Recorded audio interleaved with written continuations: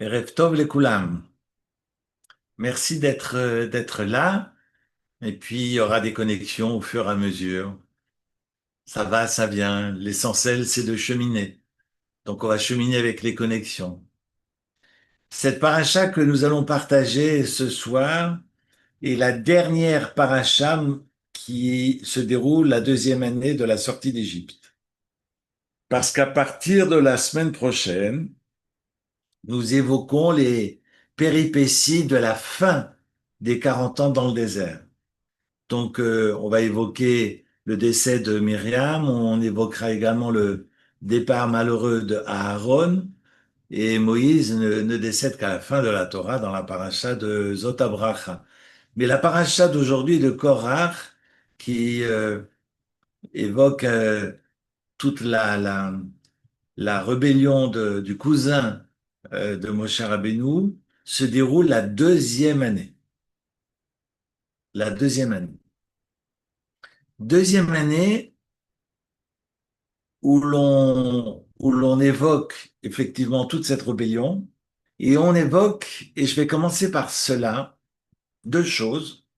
La première, une idée qui a été partagée par le Rav Rosenblum la semaine dernière. On est sur trois parachiotes, la section de Korach, ensuite la section de Balak et ensuite la section de Choukat. De Choukat, pardon, et ensuite de Balak. Et en fait, la paracha de Korach, on a la lettre Kouf mentionnée en premier. Dans la paracha de Choukat, que nous évoquerons Shabbat qui vient, samedi qui vient, le Kouf est au milieu. Et dans Balak, le Kouf est à la fin. Ces lettres Kouf, cette lettre Kouf, et suscite ou symbolise la Kedusha, c'est-à-dire la sainteté. Les lettres ont des sens et parfois désignent des directions. En l'occurrence, la lettre Kouf évoque la Kedusha et on comprend que la Kedusha est de l'ordre du passé pour Korach. Korach est mort de jalousie, mais il est passé et dépassé. Et pourquoi d'ailleurs cette jalousie? Parce qu'il comprend, c'est quelqu'un de piquéar, comme nous dit le texte, tradition rabbinique. C'est un homme qui, euh, qui comprend, qui est visionnaire, et qu'il aperçoit que de ses descendants naîtra le prophète Samuel, Shmuel. Il se dit, bingo, donc forcément, si j'ai un descendant de cet Accabi, alors je suis vivant, je demeure vivant, et je peux m'arroger le droit de prendre la gouvernance, le gouvernail du peuple d'Israël. Voilà le Korach. Ce qui est intéressant, c'est dans la paracha de Choukat que nous lirons samedi prochain, le Kouf est au milieu, et cette Kedusha désigne la vache rousse qui va purifier ce qui est impur et qui est de l'ordre du présent, de l'ici et maintenant. Et Balak, qui raconte l'histoire de Bilam, qui va essayer de proférer toutes les malédictions et finalement, chaque fois qu'il veut évoquer une malédiction, se transforme en bénédiction. Et on sait que Balak est toute une paracha d'ailleurs qui est dictée par le bon Dieu à Moïse quand il va écrire le Sefer Torah. Mais toute l'histoire de Balak que nous lirons dans 15 jours est une histoire qui est à l'insu du Ham Israël. Personne ne sait ce qui se passe dans les montagnes autour du peuple juif. Parce que ce que le bon Dieu va raconter, c'est extraordinaire. Le bon Dieu va raconter une histoire dont le peuple d'Israël n'est pas témoin. Absolument pas. On a un Balak qui va chercher le prophète du pays en la personne de Bilam et qui va lui demander ses incantations pour essayer de combattre le peuple d'Israël. Ça marche, Eric. Alors voilà, c'est moi. Alors et Balak pense que il faut combattre le peuple d'Israël dans le même ring que le peuple d'Israël qui a sa force dans la bouche, raison pour laquelle il va donc essayer de combattre Israël également à travers les mots. Et sa langue se fourche et à chaque fois, il profère des brachot, des bénédictions, eu égard au peuple d'Israël. Et la paracha de Balak, le coup fait à la fin. Le coup fait à la fin parce qu'on est dans l'eschatologie. On est dans une lecture eschatologique parce que Balak sera l'ancêtre de Eglon, qui est l'ancêtre de Ruth à Moabite, qui est donc l'ancêtre du Mashiach finalement, du roi David. Le roi David descend de Balak. Et on est vraiment sur une paracha messianique. Alors on y reviendra dans 15 jours. Korach est à l'opposé. On est englué dans un passé et vous savez que Korach sera condamné par la terre qui s'ouvre et la terre va s'ouvrir, ce qu'on appelle Pi Haaretz, la bouche de la terre, et on évoque dans le 5e chapitre des Maximes des Pères 10 créations créées Ben Hashmashot, entre le coucher du soleil et la sortie des étoiles, au crépuscule, veille du Shabbat de la création, des 6 jours de la création. Et le Talmud, c'est une Mishnah dans les Maximes des Pères, dans les Pirkei Avot au 5e chapitre, évoque le fait qu'il y a eu 10 choses. Il y a eu le puits, il y a eu la manne, il y a eu l'arc-en-ciel, il y a eu l'écriture, l'écrit, l'étape de la loi. Il y a eu également le tombeau de Moshe, dont on ne connaît pas le lieu, la grotte dans laquelle Moshe et le prophète Élie vont se tinrent ensemble, et puis l'ouverture de la bouche de l'ânesse et l'ouverture de la bouche de la terre, pour y avaler évidemment toutes ces, euh, ces impies, et Korach avec ses acolytes. C'est intéressant qu'on nous parle de 3 bouches. Cette paracha parle de la bouche de la terre, la paracha de la semaine prochaine parle de la bouche du puits, Pi à Be'er, et c'est le puits de Myriam, et dans 2 semaines, Pi Ha'aton, la bouche de l'ânesse. Ce qui est intéressant, c'est on évoque ces 3 bouches et on comprend d'après donc nos sages que toutes ces créations furent créées juste avant Ben Hashmashot, comme on dit littéralement entre les 2 soleils, à la fin des 6 jours de création et l'entrée du Shabbat. Mais Varum, pourquoi? Pourquoi, par exemple, la bouche de la terre, c'est-à-dire cet orifice qui va s'ouvrir, ce gouffre dans lequel tombera Korach, pourquoi ce gouffre n'a pas été créé le 3e jour, lorsque ou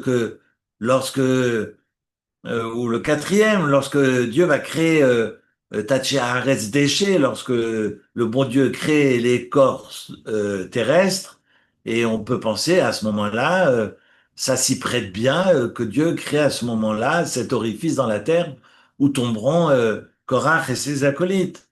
Lorsque Dieu, le 6e jour, crée les animaux, alors ce 6e jour va créer également une ânesse qui parle. Pourquoi attendre la fin des 6 jours de la création?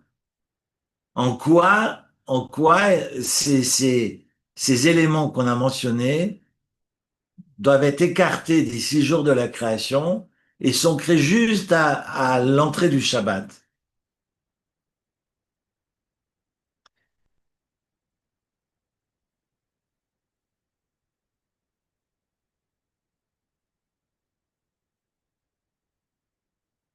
Je pensais à autre chose. Eh bien, le Rav Rosenblum donne une réponse extraordinaire. Il dit qu'en fait, il s'agit d'éléments spirituels. Et ces éléments spirituels ne peuvent pas être créés le Shabbat parce que le Shabbat, on ne peut pas les créer, mais on va les créer le jour qui est le plus proche de la sainteté du Shabbat, qui est le vendredi, avant la nuit. et avant la nuit, donc on sait qu'on peut recevoir le Shabbat depuis le Plaga Mincha, donc la moitié du Mincha, donc on sait qu'à partir de ce moment-là, on est quasiment en train de s'affairer pour le Shabbat. Les uns qui prennent, qui se lavent, les autres qui s'habillent, le troisième qui prépare la table du Shabbat. On est affairé, on est déjà dans l'ambiance, on est déjà dans cette âme shabbatique. Et donc c'est à ce moment-là que Dieu va choisir de créer ces éléments. D'ailleurs, la sortie de Shabbat, mais ça, je garde ça pour la semaine prochaine, la sortie de Shabbat a également des propriétés particulières.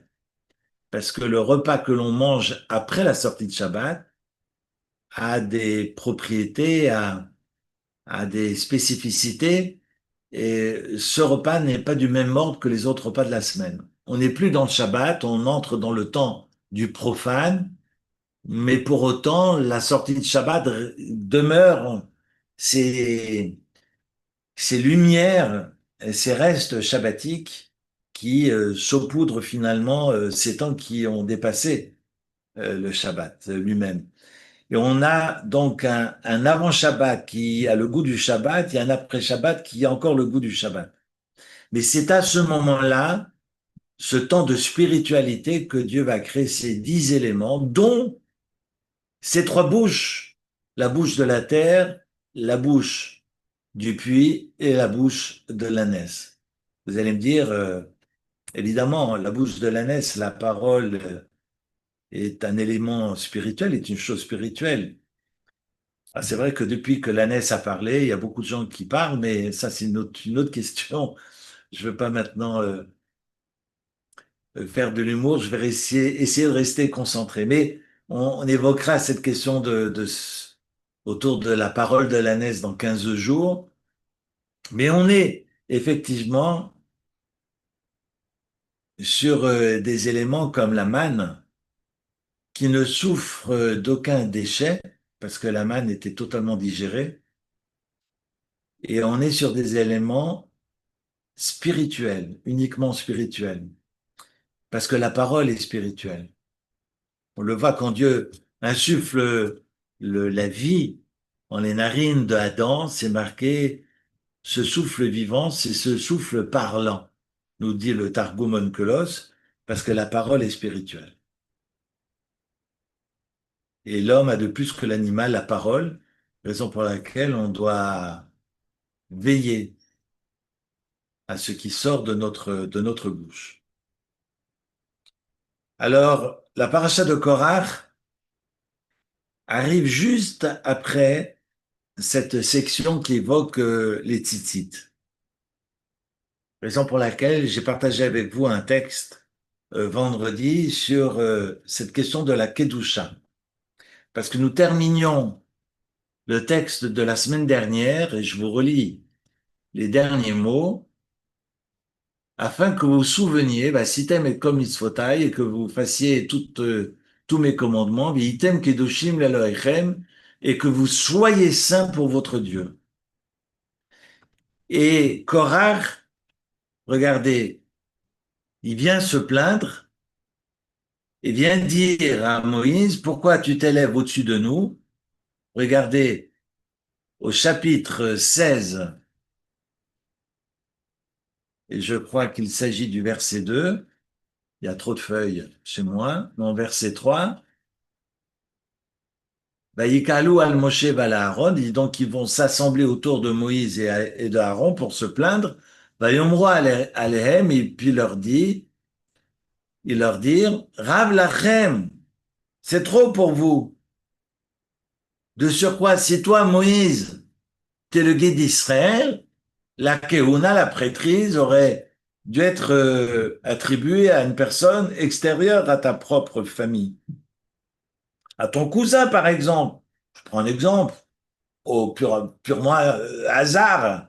Enfin, il pensait surtout à lui-même, parce que on sait que on sait que cet enfant qui est Korach est le fils de Yitzhak, qui est l'aîné des trois enfants, dont le père de Moïse, qui est Amram, mais Amram n'est pas l'aîné de la famille, c'est Yitzhak qui est la famille. Et Korach pensait, lui qui a la barbe aussi longue que Moïse, qu'il avait les mêmes droits que Moïse et qu'il pouvait effectivement s'arroger euh, et prendre le bâton de berger du peuple d'Israël. En fait, il est mortellement jaloux. Et évidemment, il va couvrir ça avec ruse. Je vais vous lire un passage du Midrash en français. On voit bien que Korach, comme Haman et Mardoché, parce que Haman voulait assassiner Mardoché, Mordechai, mais il viendra dire à Assuérus, il faut exterminer tout le peuple d'Israël, en pensant que si le peuple d'Israël est exterminé, ben Mordechai sera exterminé. Il vient pas dire à Assuérus, j'aimerais que Mordechai disparaisse. Il ira dire à Assuérus, j'aimerais que tout le peuple disparaisse. En fait, on a la même lecture, j'ai l'impression, chez Korach, qui en veut terriblement à Moïse, mais au lieu de rouspéter contre Moïse, en la personne de Moïse, il va retourner finalement son discours et il va emmener tous les responsables de tribus. Il va réussir à les convaincre. Et comme dit Nachmanide, le Ramban, qui est décédé en 1270, c'est un texte sur lequel on revient souvent d'ailleurs, il savait qu'après la faute du veau d'or, il ne pouvait pas lever le peuple contre Moshe. Parce qu'il avait peur pour sa peau, il aurait été lapidé. Vous savez qu'après la faute du veau d'or, il y a eu seulement 3000 morts. C'est beaucoup. Mais face aux millions dont représente le peuple, eh bien, à ce moment-là, vu que Moïse est allé demander le pardon et que Dieu a pardonné, il s'est dit, si je râle quant à ma position, je vais me faire assassiner par le peuple. Il se tait. Mais entre-temps, il y a eu d'autres rébellions. Vous savez qu'il y en a eu 10 des révoltes. 10 révoltes en tout et pour tout dans toute l'histoire, hein, des Hébreux dans le désert. Donc il y a eu d'autres révoltes. On n'en est pas encore à la fin, on est dans les premières révoltes. Et il y a eu cette révolte de cette euh, chair désirée par le peuple. C'est la chair, la viande ou plus que cela, bon, enfin, une envie de débauche en tous les cas, une envie que toutes ces règles tombent et qu'on puisse adonner à ce que l'on veut. Rappelez-vous, c'est ce dont on a parlé il y a 15 jours. Et donc, là, on a Kivrot Hatava, on a plusieurs rébellions qui ont mal fini, avec des épidémies, avec l'ange de la mort qui sévit parmi le peuple. Et puis arrive l'histoire de la semaine dernière avec les explorateurs. Et l'histoire des explorateurs a énormément bousculé le peuple parce que le peuple s'attendait à ce que Moïse demande et prie en sa faveur pour être pardonné et pouvoir entrer en Terre Sainte. D'ailleurs, il y a ces Maapilim, parce qu'après la condamnation des explorateurs, on a ces Maapilim, c'est-à-dire ces zélotes qui viendront dire à Moïse, mais bon, alors s'il faut y aller, on y va. Et Moïse qui leur dit, non, non, stop, n'y allez pas. Le bon Dieu n'est pas avec vous. Si, si, on y va, on y va. Ils ont pris leur épée et puis ils se sont fait massacrer. Et Moshe leur dit, mais le bon Dieu n'est pas avec vous. Et Brit Hachem, et finalement l'Arche Sainte non plus, n'est pas avec vous.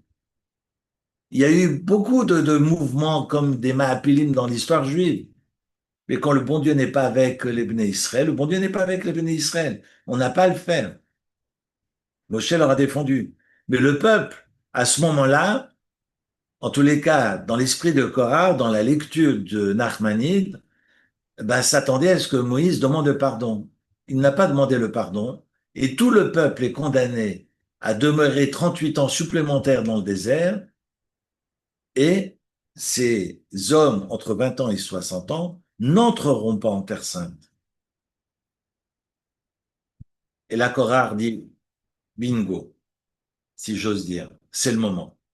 C'est le moment de rouspéter parce que tout le monde est mal, est malaisé. C'est peut-être l'occasion pour aller rouspéter contre Moïse et Aaron. Il viendra apporter l'histoire de cette veuve. Ça, c'est un midrash. mais j'aime bien le reprendre. Il y a une veuve qui n'a rien à manger, et puis il y a Aaron qui arrive et qui lui dit, au moment où elle tond l'animal, non, non, mais les premières tontes, elles sont pour moi. Et à chaque fois, il vient dire, non, mais attendez, les prémices, c'est pour moi, c'est pour le Cohen, le grand prêtre en ma personne. Et elle qui est en larmes dit, bah, si c'est comme ça, je vais tuer l'animal, et comme ça, je n'aurai plus rien à donner à Aaron. Et au moment où enfin, il y avait aussi l'animal qui avait accouché, et puis Aaron il était aussi venu lui dire, mais le premier qui est né, le premier-né, même chez les animaux, il est pour moi. Bref, donc elle le tue. Et au moment où elle le tue, il vient de dire, ah non, mais attends, c'est parti, c'est pour le prêtre. Et puis la mâchoire, c'est également pour le prêtre. Et puis toutes ces parties, et puis elle termine en larmes, il dit, mais c'est insupportable. Et de surcroît, imaginons que le fait que Moshe soit le frère de Aaron pour Korach, il y a abus de biens sociaux parce que forcément, ça reste en famille et puis il se donne les dîmes et ils se partagent finalement le butin. Tout est faux. Mais je vous partage maintenant le Midrash qui est célèbre. Le Midrash Tanchuma viendra raconter que Korach interpelle donc Moshe Rabbeinu et qui lui dit, mais est-ce que on sait qu'un châle de prière doit avoir un fil bleu, un tzitzit, d'accord? Mais si tout le talit était entièrement bleu, est-ce que ce talit est exempt de fil bleu? Ben, bien sûr qu'il doit y avoir des franges et bien sûr qu'il doit y avoir un fil bleu, répond Moïse. À cela, donc évidemment, Korach va répliquer, il dit, mais c'est pas possible. Un talit entièrement bleu n'est pas dispensé de franges. Et ces quatre fils qui vont l'en exempter, seulement ce fil bleu qui va exempter tout ce talit qui est entièrement bleu. Sous-entendu, nous sommes tous du même ordre que toi. Et tu veux te mettre au-dessus de nous. Mais mais de quel droit finalement? À penser que toutes les paroles avancées et arrêtées par Moïse et tous ces commandements n'ont peut-être été ordonnés que par Moshe, que par Moïse et non par Dieu. Comme si c'était toi, Moïse, qui les avait inventés pour t'approprier finalement tout. Deuxième exemple. Est-ce que une maison qui contient des livres de Torah, des rouleaux de la Torah, des livres saints, est-ce que cette maison serait exempte de mezouza? La mezouza, c'est l'alarme qu'on a à la porte. Non, c'est pas une alarme. C'est ce petit parchemin où il y a les deux textes, profession de foi, qu'on appelle le credo, le schéma Israël, les deux premiers paragraphes de schéma Israël, qui est un texte fondamental, extrait du rouleau de la Torah. Eh bien, on pose, alors c'est pas une alarme, c'est vrai que quand le facteur passe, je dis attention, touchez pas à l'alarme. Mais la mezouza est donc fondamentale et on doit la poser à nos portes. Et donc, Cora vient de poser la question, oui, mais si toute la maison est pleine de livres de Torah, tu vas poser ces deux petits textes à la porte, sous-entendu, nous sommes tous thoraïques, nous sommes tous de cet acabit, pourquoi as-tu besoin de te mettre au-dessus de nous? C'est sournois. Et lui, évidemment, Moshe répond qu'il faut accrocher le mezouza. Comment ça? Toute la Torah, avec ses 278 sections, ne dispense pas une maison et les deux petites sections de la mezouza vont suffire à exempter toute une maison. Mais pour qui tu te prends? Ça va chercher loin parce que Moïse a également écarté sa tente. Parce que quand les parachutes la semaine dernière, ça s'est mal passé, il a pris sa tente, il l'a mis à l'extérieur. Mais c'est mis à l'écart et aussi mal perçu par les enfants d'Israël. En tous les cas, par Korach. Regardez jusqu'où ça va. Et on sait, d'ailleurs, j'ai un texte sous les yeux du Kli Yakar de Rav Longshitz, mort en 1619. J'aime bien donner les dates, ça permet de situer les commentaires. Que si Korach s'est adressé à Moïse dans ces termes-là, c'est certainement en vertu de ce qui est écrit dans le traité talmudique de Sota, la page 4, que nos maîtres enseignent que quiconque s'enorgueillit finit par enfreindre l'interdiction de la relation avec une femme mariée. Et que cette fierté mal placée peut entraîner la débauche avec une femme mariée. Et Korach, évidemment, son rapport à l'ego est chez lui dégoulinant, mais met la faute sur Moïse, parce qu'il lui dit, Lama titna seou, pourquoi tu t'enorgueillis, pourquoi tu te mets au-dessus de tout le monde? Si ça se trouve, tu nous trompes avec nos femmes. Regardez la rumeur, parce qu'on souffre des rumeurs. Il a souffert de ces rumeurs, comme aujourd'hui nous souffrons des rumeurs. Et on est de très très mauvais communicateurs. L'État d'Israël, Israël est très mauvais communicant. Et donc il suffit d'ouvrir les réseaux sociaux pour voir que finalement, le génocidaire, suprémaciste, c'est le juif, c'est celui qui assassine la terre entière et qui est la faute de tous nos maux. Et aujourd'hui, tous les politiciens, bon, je referme la parenthèse rapidement, mais tous les politiciens préfèrent, entre guillemets, épouser tous les mollahs de la terre plutôt que d'abonder dans le sens d'Israël, qui essaye de sauver sa peau, parce que nous avons un fou qui veut jeter une bombe atomique sur la Terre sainte. Et donc, Israël ne l'a pas fait pour libérer la population, mais ça pourrait contribuer à ces libérations. Et donc, on a des politiciens en France qui se lèvent contre Israël, mais de quel droit on va jeter des bombes sur le nucléaire, pour qui on se prend? Alors, les génocidaires, non seulement génocident tout le monde autour d'eux, mais vont même génocider le peuple iranien. Bref. Et vous voyez comme avec la bouche, on peut raconter des horreurs. Je dis pas des bêtises, c'est pire que ça. C'est des horreurs et qu'on peut semer la mort avec la bouche. Regardez ce que dit le texte talmudique dans la page 110 du traité de Sanhédrin. Moïse a déplacé sa tente hors du camp d'Israël afin d'échapper à tout soupçon. C'est ce que Rachid nous avait dit. Eh bien,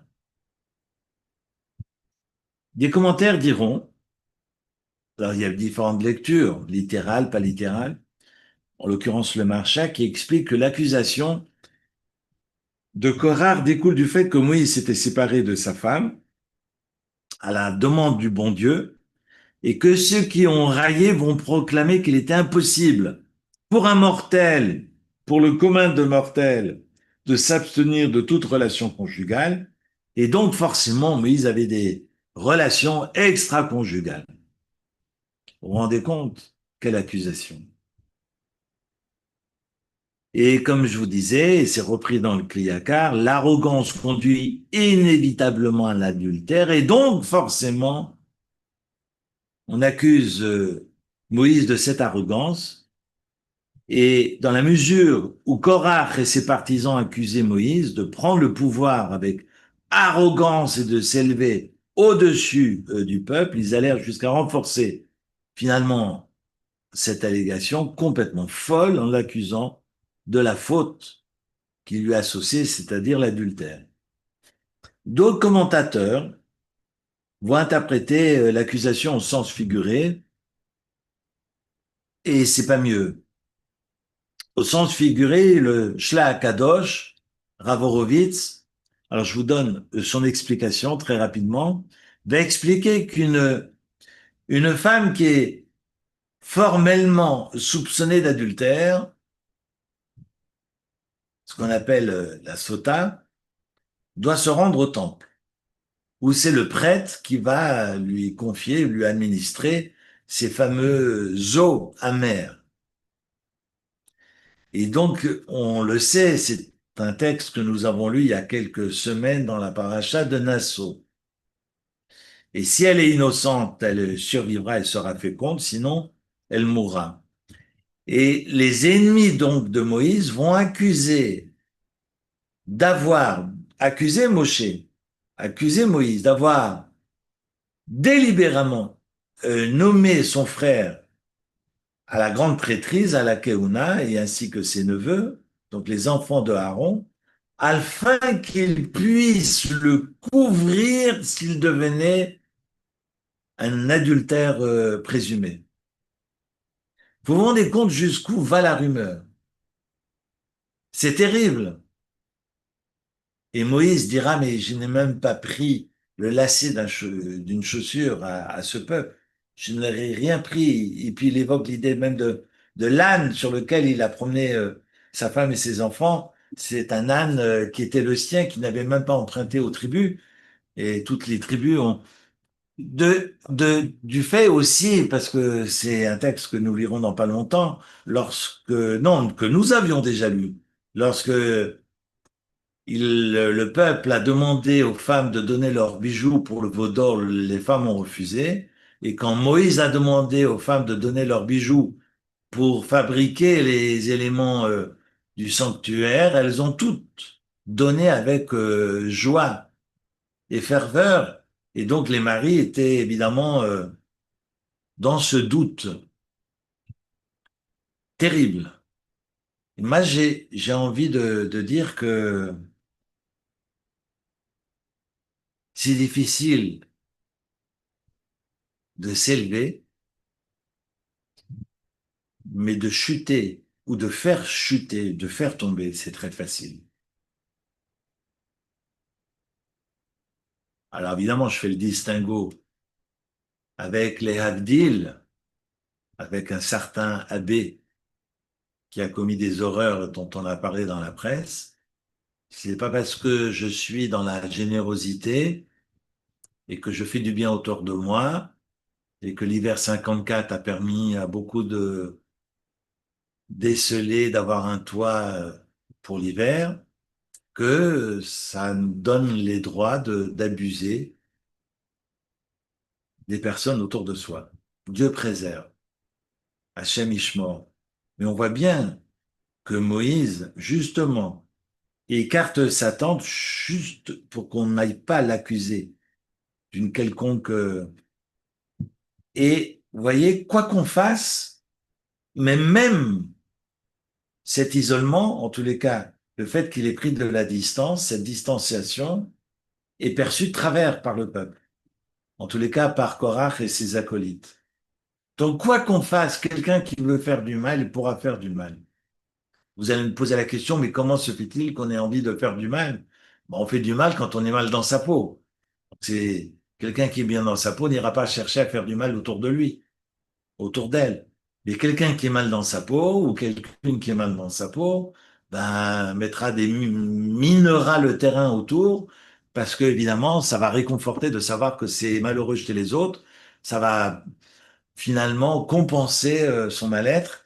Et on le voit, c'est l'humain autour de nous avec ses bons côtés et ses travers. Et on le voit dans l'histoire de Korach, qui est dans cette jalousie maladive et qui va tout faire pour faire tomber Moshe et Aaron. Mais Moshe se fâche. Moshe se fâche, mais avant de se fâcher, j'aimerais juste vous lire un passage de Maïmonide qui explique qui peut être le chef. contrairement à Aristote, qui donne l'image de la pyramide, où le chef est celui qui est au sommet et que le peuple est sous ses ordres, qu'il est assis dessus, si j'ose dire, alors que ce qui symbolise le Ham Israël, le socle, ce qui va soutenir le peuple, eh bien, c'est le pied de la menorah. Mais le peuple est au-dessus et se multiplie.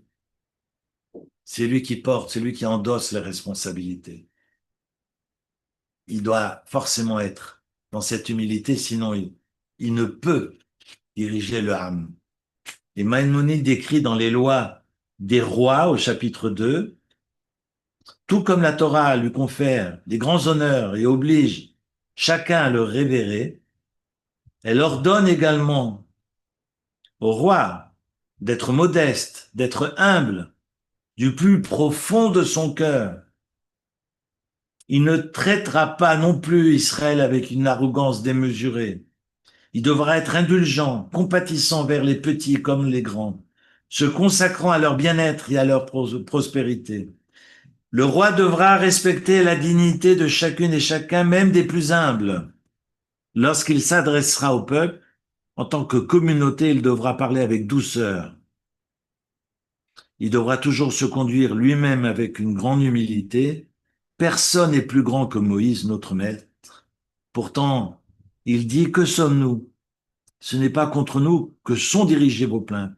Il devra prendre en charge les difficultés de la nation, les fardeaux, les plaintes et la colère, tout comme une nourrice porte un petit enfant.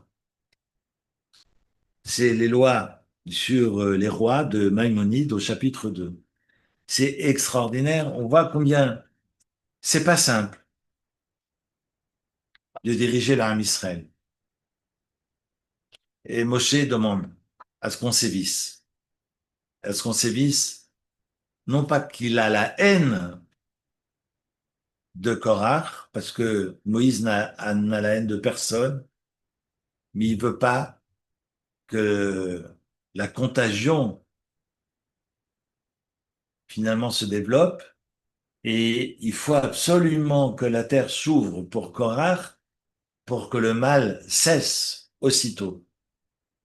Et curieusement, le texte, et regardez, tout le peuple se met à râler et va reprocher à Moïse d'avoir assassiné ces hommes.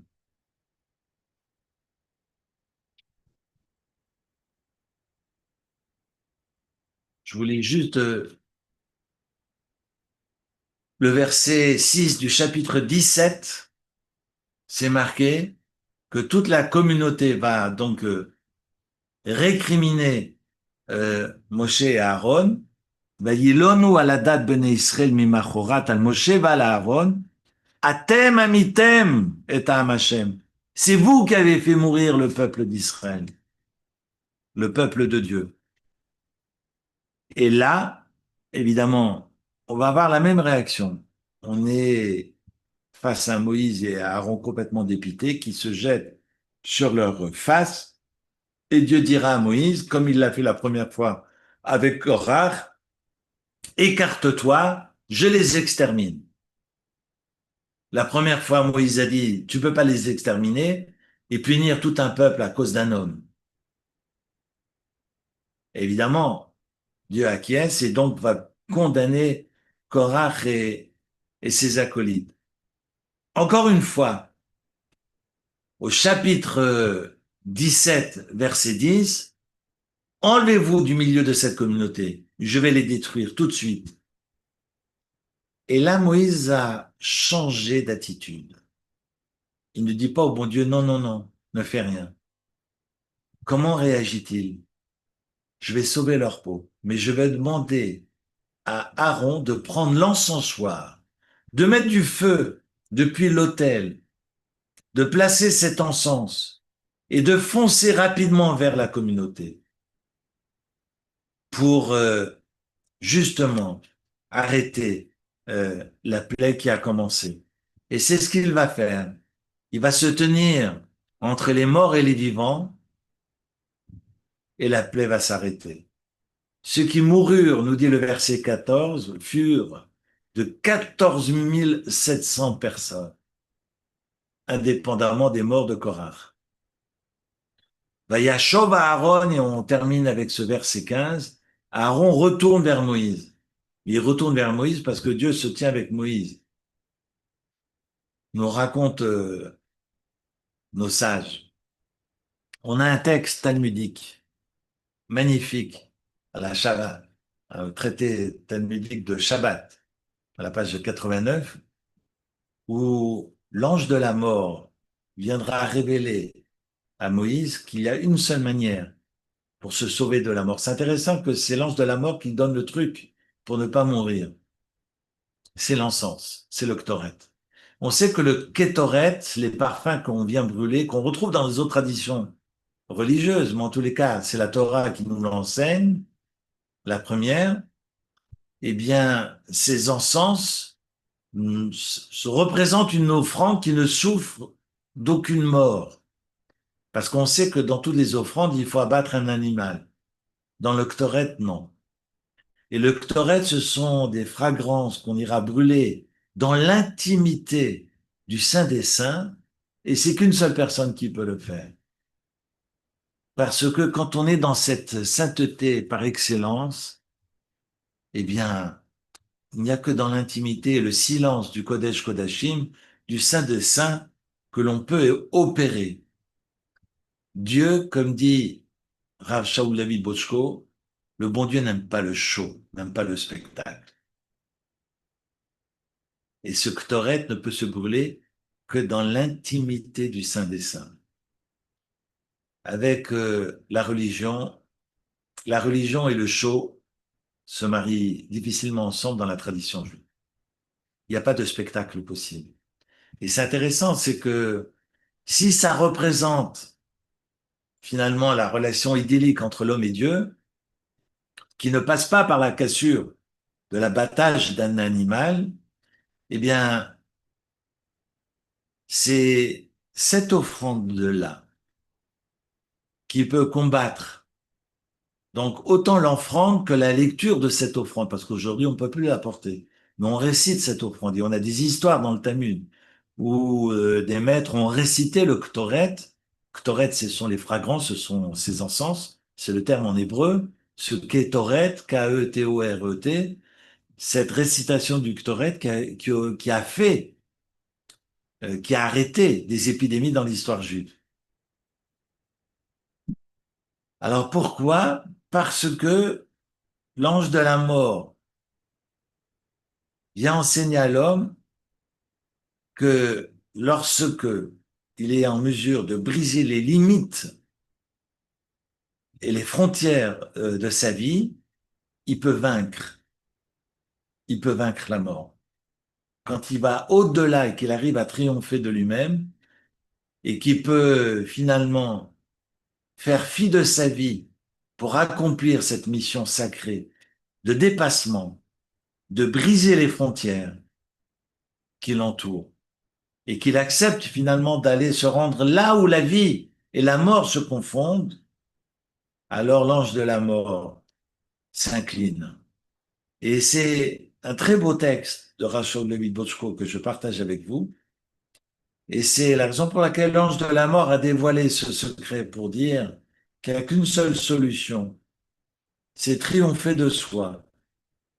Et on sait que Aaron n'a pas peur de sortir ses encensoirs. On sait ce qui s'est passé avec ses fils. Et on sait ce qui s'est passé avec les 250 hommes qui ont suivi Korach et qui en sont morts. Et Aaron sait qu'il peut risquer sa vie en sortant ses encens du Saint des Saints. Mais il le fait. Et il fonce dans la foule. Évidemment, l'ange de la mort lui dit, mais attends, pour qui tu te prends? Non, mais moi, j'ai un ordre de Moïse. Et l'ange de la mort lui répond, mais moi, j'ai le bon Dieu qui m'a demandé de tuer tout le monde. Et Aaron lui dit, mais moi aussi, c'est le bon Dieu. Mais comment ça? Ben oui, parce que Moïse ne décide rien de son propre chef. Si Moïse m'a demandé d'aller chercher les encensoirs, enfin, l'encensoir et les encens dans le Saint des Saints, c'est parce que Mipi Agvura, c'est le bon Dieu qui lui a demandé. Ah bon? Et c'est pour ça que c'est marqué Vayashov à Aaron au verset 15, que Aaron est retourné vers Moïse parce que Aaron a dit à l'ange de la mort, viens. Il y a le bon Dieu qui se tient avec Moïse et tu lui poses la question directement et tu verras que j'ai raison. Raison pour laquelle nous raconte le Midrash que l'ange, finalement, ne s'est pas interposé et va réussir, Aaron, à s'élever contre l'ange de la mort et sauver la peau, finalement, du reste du peuple. Quelle leçon!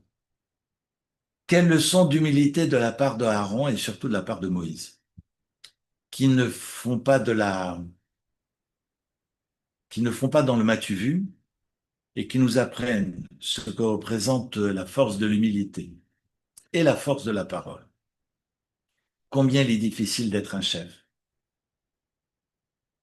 et combien il est difficile d'être humble et d'enseigner l'humilité et d'enseigner autour de nous le sens de la solidarité. Sur ce, je vous remercie pour ce soir et vous souhaite une très très belle semaine. Je vous retrouve la semaine prochaine, si vous êtes d'accord, à la même heure. Merci infiniment, Eric. Un grand merci, Eric. Merci. Merci, Erev Tov. Merci infiniment. Merci beaucoup. Voilà. Erev Tov. Erev Tov. Erev Tov. Merci. Merci.